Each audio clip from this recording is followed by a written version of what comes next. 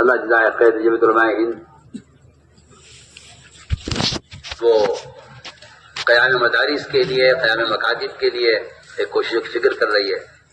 میری آپ سب سے درخواست ہے، سب سے پورے ملک سے جمعیت کہ آپ جو بھی تعاون کر سکتے ہیں کریں. یہ ہمارا کام نہیں ہے، ان کا کام ہے. ہمارا کام نہیں، ان کا کام ہے. یہ دین کے کاموں کو تقسیم کر کے انکار کر دینا خود دین کو نقصان پہنچانا ہے. دعوت کا کام خیر کے تمام تعاون کے لیے ہے، سمجھے؟ خیر کے تمام کاموں میں تعاون کے لیے. آپ جس تحریک سے وابستہ ہیں ہوا کریں، لیکن یہ آپ کی ذمہ داری ہے کہ جب تو جماعت کے آدمی ہے. جماعت کا آدمی کیا ہوتا ہے؟ تعاون و تقویٰ سارے ایمان والوں کے لیے حکم ہے. یہ کوئی تنظیمی کام نہیں ہے. آپ اس کے لیے جو بھی تعاون کر سکتے ہیں، جان سے، وقت سے، مال سے، زمین سے کیجیے. جمعیت مکاتب قائم کرنے.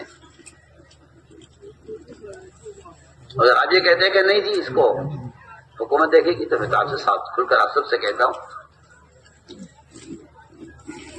کہ جو کام مسلمان کے کرنے کا ہے اپنے فرائض کی حفاظت کے لیے، کیا اس کام کو کافر کرے گا آپ کی اسلام کی حفاظت کے لیے؟ سوچ لیجیے آپ کی الٹی سوچ اور آپ کا غلط خیال کہاں تک پہنچ گیا ہے. مدرسہ کون دیکھے مسلمان؟ آپ کا کوئی تقاضا اپنا آ جائے، شادی کا، مکان کا، کسی ضرورت کا، تو آپ اس کے لیے ساری کوششیں کر ڈالتے ہیں، اپنی ساری صلاحیت لگا دیتے ہیں، اس کے لیے آپ کمانے کی کوشش کرتے ہیں. وہ جب مسئلہ آتا ہے تعلیم کا تو آپ کہتے ہیں کہ اسے کوئی اور کر لے.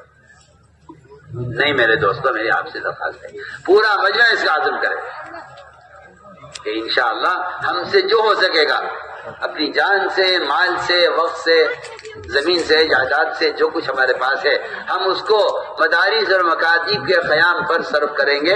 میں آپ سے 100 بار قسم کھا کے کہتا ہوں اللہ تعالیٰ کی کہ مومن کے مال کا تعلیم سے بڑھ کر اس سے بڑا کوئی مصرف نہیں ہے.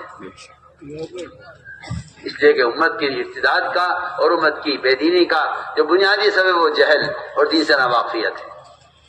یا تو آپ مسلمان کو دین سکھلائیں، ورنہ کافر مسلمان کو کفر سکھلائے گا. میں تو آپ سے کھل کر کہہ رہا ہوں.